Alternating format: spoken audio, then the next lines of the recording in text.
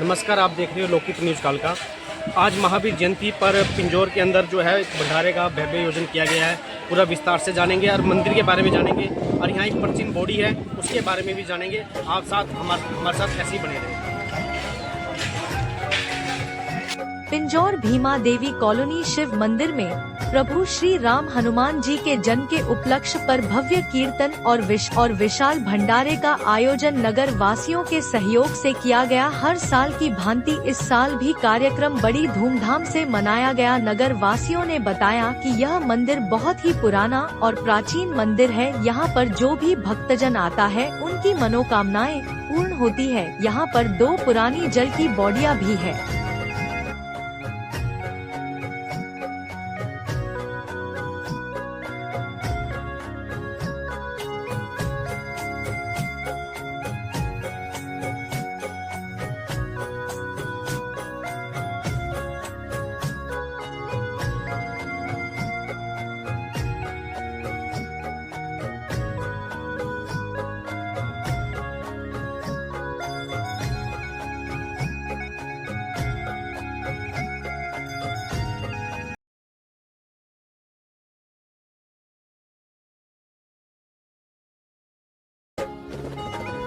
ऐतिहासिक भीमा देवी मंदिर एक परिचय।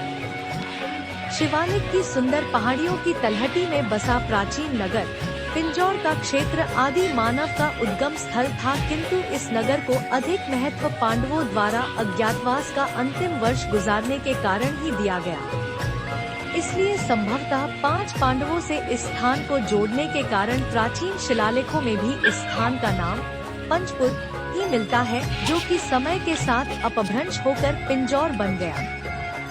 वर्ष 1974 में इस स्थान की खोज के पश्चात विभाग ने इसे राज्य सुरक्षा में लेकर वैज्ञानिक सफाई का कार्य करवाना प्रारंभ किया, जिसके परिणाम स्वरूप यहाँ एक पंचायतन मंदिर के अवशेष प्रकाश में आए हैं। पंचायतन मंदिर शैली में मुख्य देवता का मंदिर केंद्र में बनाते हुए उसी देव परिवार के अन्य 4 देवताओं के मंदिर चारों कोनों पर बनाए जाते थे।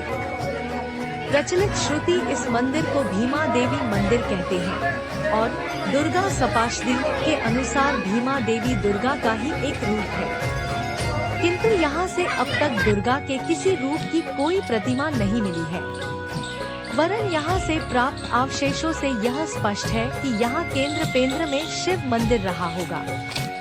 इसलिए संभवतः चारों कोनों पर बने 4 मंदिर क्रमशः गणेश, कार्तिकेय, पार्वती एवं भैरव के रहे होंगे। होता है देश के अन्य प्रांतों यथा खजुराहो मध्य प्रदेश तथा कोणार्क उड़ीसा में 9वीं से 12वीं शताब्दी के मध्य युग की वास्तुकला के अनुसार ही इस मंदिर की भी केवल बाहरी दीवारों पर ही अलंकरण, देवी देवताओं की मूर्तियां, अप्सराएं, गांधर्व एवं किन्नर तथा अनेक सामाजिक दृश्य अंकित होने का तथा आंतरिक दीवारें सपाट बिना किसी अलंकरण के होने का आभास होता है।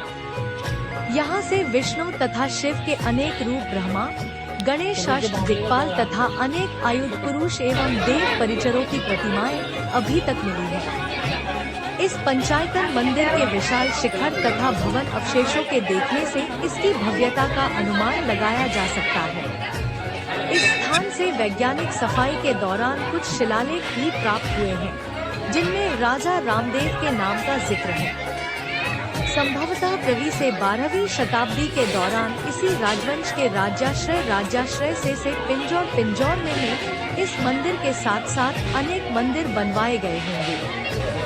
ऐतिहासिक ग्रंथों से इस बात की पुष्टि होती है कि पिंजौर स्थित सभी मंदिर 13वीं शताब्दी से 17वीं शताब्दी तक मूर्ति पूजा विरोधी विदेशी आक्रमणकारियों द्वारा समय पर नष्ट किए गए।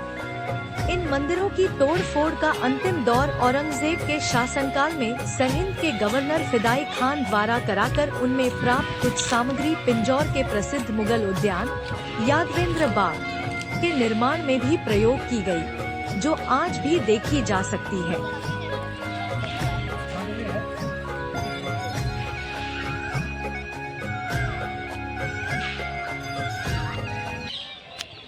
आप देख सकते हो कितनी सुंदर यहाँ पे मूर्ति बनी हुई है। इसका इतिहास जानते हैं हमारे साथ जो यहाँ पे रहने वाले व्यक्ति हैं। पहले तो हम इनका नाम जान, आपका क्या नाम है?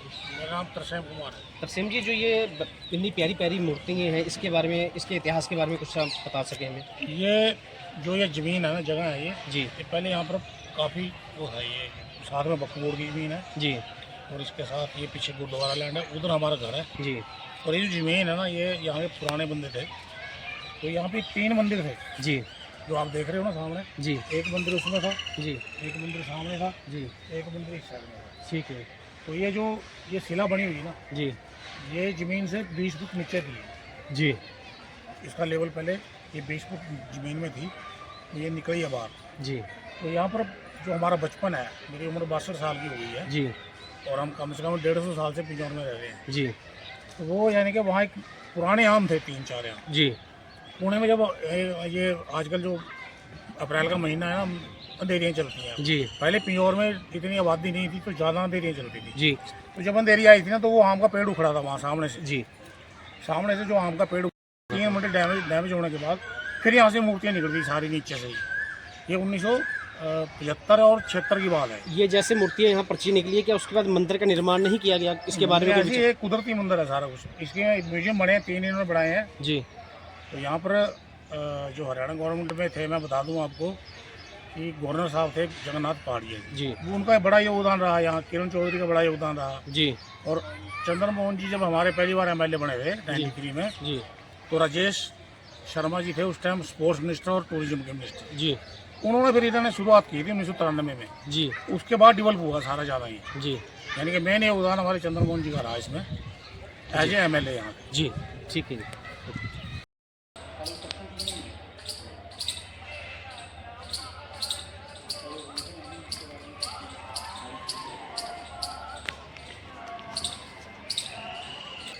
आप देख सकते हैं कि प्राचीन बॉडी है, इसके अंदर कितनी बड़ी बड़ी मछलियाँ भी हम चाहेंगे कैमरामैन को दिखाई जाए।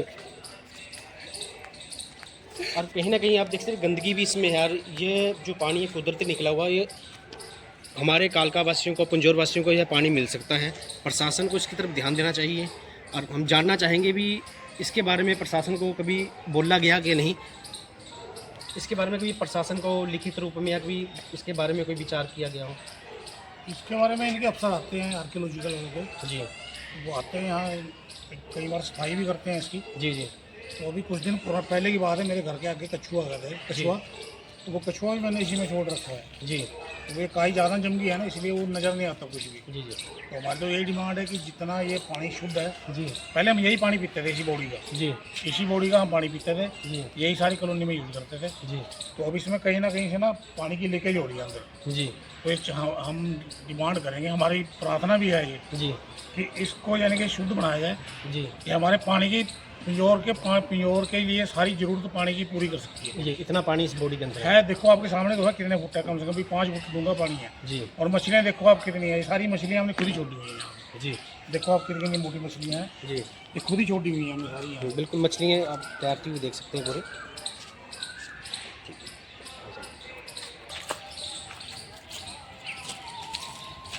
आज के दिन है ना,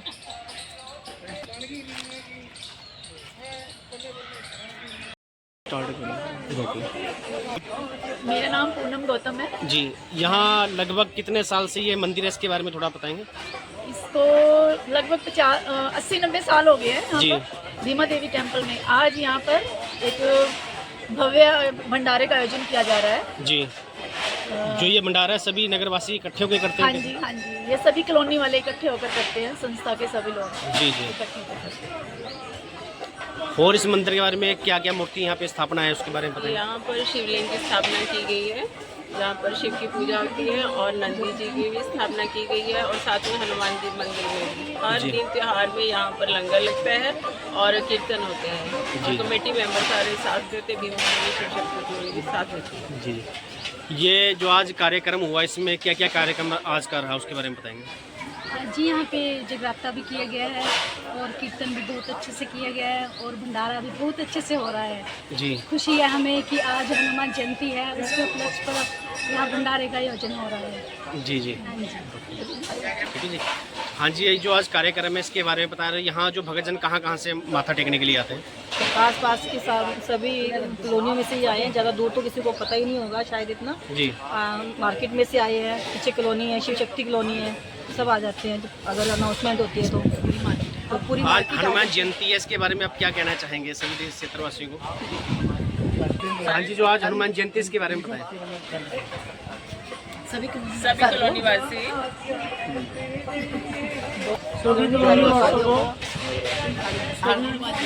हनुमान जयंती की सभी कॉलोनी वालों को बधाई और शुभकामनाएं। आए साल हम यहाँ पे भंडारा करते रहे, सभी लोगों ने इकट्ठा हमारा सेवा करें, हर एक चीज़ में आए। प्रभु की जो मूर्ति स्थापना हमने की है, उस मूर्ति स्थापना का प्रभु के रूप में दर्शन करें। ये पीपल के बारे में हम जानना चाहेंगे, इसके बारे में थोड़ा बताएंगे? ये पीपल 1994-95 में स्वर्गीय श्री मंगाराम गौतम जी ने अपने शुभ हाथों से लगाया था और इस पीपल को आज तक हम पूजते आ रहे हैं। वो स्वर्गीय श्री मंगाराम जी हमारे पूजनीय श्री दादाजी थे, जिनका स्वर्गवास हो चुका है। और यहाँ ये जो मंदिर का निर्माण करोगा, ये निर्माण ये तो हमें पता नहीं कब हुआ था, लेकिन बहुत प्राचीन था। यहाँ पे एक बाबा जी बैठा करते थे, उनका नाम था, क्या नाम था, हरवंश लाल नाम था उनका जी। और उन्हीं से हमें प्रेरणा मिली है। यहाँ एक ये समाधि है, ये समाधि पे बहुत प्राचीन समाधि है। अगर इस समाधि पे कोई बच्चा चप्पल लेके चढ़ जाया करता था, वो अपने आप नीचे से गिर जाया करता था। इस समाधि पे हम बचपन से हम ये देखते हैं। आप युवा हो, आजकल देखा गया युवा भटक चुके हैं, नशे की तरफ जा रहे हैं, आप क्या संदेश देना चाहेंगे आज? हम ये संदेश देना चाहेंगे कि जितने भी हमारे युवा हैं, अगर नशा करना है तो प्रभु के नाम का नशा करो, और ऐसा नशा करो कि जो किसी का पेट भर सके और जो किसी को अच्छी राह पे ला सके। हमारा तो यही संदेश है। वीर बजरंगे हर हर महादेव, सालासर धाम की जय, लाल की जय, वीर हनुमान की जय, रामचंद्र भगवान की जय। करो वीर बजरंगे हर हर महादेव। की जानकारी प्राप्त करने के लिए जुड़े रहे LS न्यूज के साथ, और किसी भी प्रकार का विज्ञापन देने के लिए, अपनी समस्या को सरकार तक पहुंचाने के लिए व जय मां काली जागरण मंडल द्वारा जागरण कराने के लिए नीचे दिए गए नंबर 9996504371 पर संपर्क करें। न्यू अपडेट्स के लिए चैनल को लाइक, शेयर, सब्सक्राइब करना ना भूलें। धन्यवाद।